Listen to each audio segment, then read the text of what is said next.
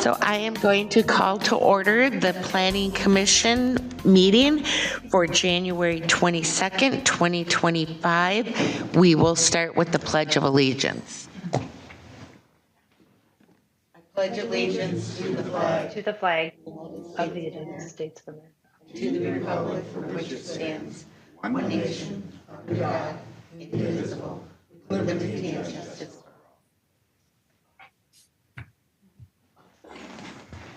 Okay, we have Susan on Zoom and Jenny on Zoom and then Joe. So we will get going. Approval of the meeting agenda. I would recommend approval with the amendment of removing number 7, the concept comprehensive plan amendment, because there's more information coming. So we're going to wait till March. So I would make that motion. I'll second. Susan, second. I'll call for the vote. Scott, aye. Robin, aye. Susan? Susan, aye. Lynn, aye. Okay. Now I would look for a motion to approve the November 20th, 2024 joint Planning Commission City Council meeting minutes. I move that we approve the November 20th joint meeting minutes. Motion's been made by Robin. Scott, I'll second. Scott, second. I'll call for the vote. Scott, aye. Robin, aye. Susan, aye. Lynn, aye.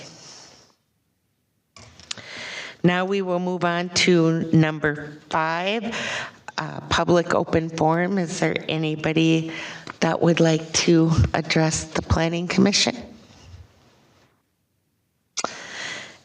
Moving on to number 6, public hearing and discussion for CTI Garage Condo CUP amendment.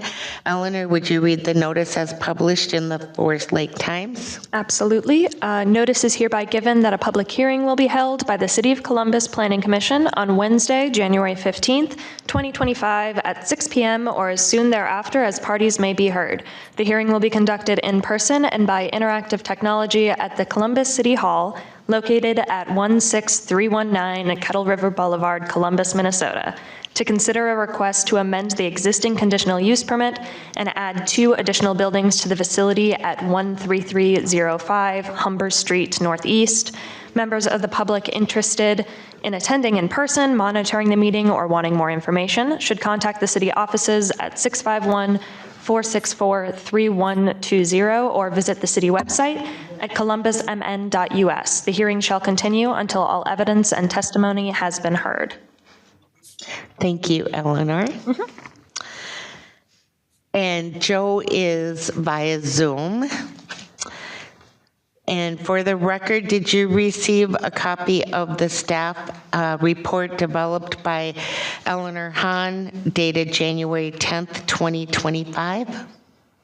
Yes, I did. And regarding this application, the report notes some certain findings, number 1 through 14, on pages 9 and 10. She also notes some conditions, numbering 1 through 24. Do you understand these recommendations and conditions? And do you have any questions? Yes, I do. And I had called Eleanor on 2 of the, just to clarify a couple of them, 15 and then number 23. And I think she was going to address them tonight. Okay. So Eleanor, would you like to read the application? So this application is an expansion of the existing garage condos complex. Let me pull up some plans for you guys. Nope, that one. On Humber Street.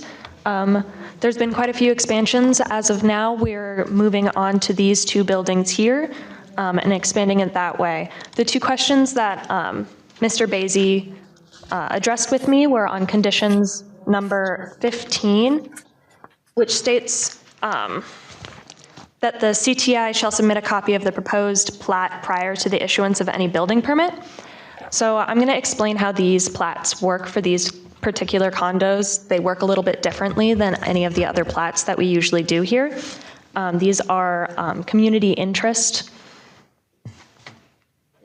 community interest plats, which is done for condos where each individual unit is its own parcel and is owned, the land underneath it, and the parcel is owned by the buyer. And then the areas outside is a community interest area that is owned collectively by everyone else, the way that condos and townhouses are split up. Now, these plats are surveyed and filed after the building is built so that they can have accurate lines on where the building actually ended up. So this particular condition will actually be the CTI shall submit a copy of the plat after the building has been built, and once that is filed with the county, we would want a final copy of that plat, not prior to the building being issued, because it cannot be completed before then. And then the final one is on condition number 23, saying that CTI shall be obligated to pay the costs and expenses in connection with any proceedings to revoke said CUP, including reasonable attorney fees and consultant fees. It is CTI's intention, once this development is complete on all of these parcels, that the ownership be passed on to the HOA of all of these facilities and not have any connection with that. The CUP would then be transferred on to that HOA, and that HOA would be obligated to pay any costs of the revocation of that CUP, because it would be conveyed over once that development is completed. And he wanted some assurances in these conditions that he would not be held responsible for the revocation of a CUP after he is no longer the owner of that CUP, once the land is passed on, which is what will happen, but we can add some legal language to make that clearer for him. I would open this up to any questions from the Planning Commission for either me or Mr. Basie. Okay. Joe, is there anything you wanted to say to us before we start asking questions? Nothing other than it's, what I'm doing is the same I've done since 2008. So the buildings and all that are going to look just like what we have there now. Nothing of the construction style or type is going to change from what we have already. So it's just basically adding another roughly 25 units to the complex. And then that will maximize all the square footage I own and finish the project out. Other than that, it's pretty much the same old that I've been doing for the last 16 years. So now I will open the floor to the commissioners if they have any questions for Joe.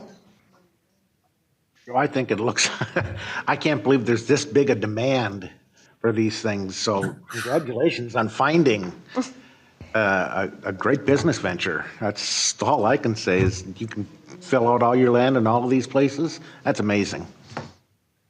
Yeah, it's been a fun ride. Susan, did you have a question? I know I was just agreeing with, yeah, absolutely. Just what a great business. I mean, I've watched it grow. I've been in the area for a long time. So congratulations. Thank you. Scott, did you have any questions? Yeah. Hi, Joe. No, I agree with the other commissioners here. Just a question I have, Joe, is I know that in the past there's been some noise complaints. Are you aware of those noise complaints? Yes, I don't believe we've had any issues in the last couple of years. Okay.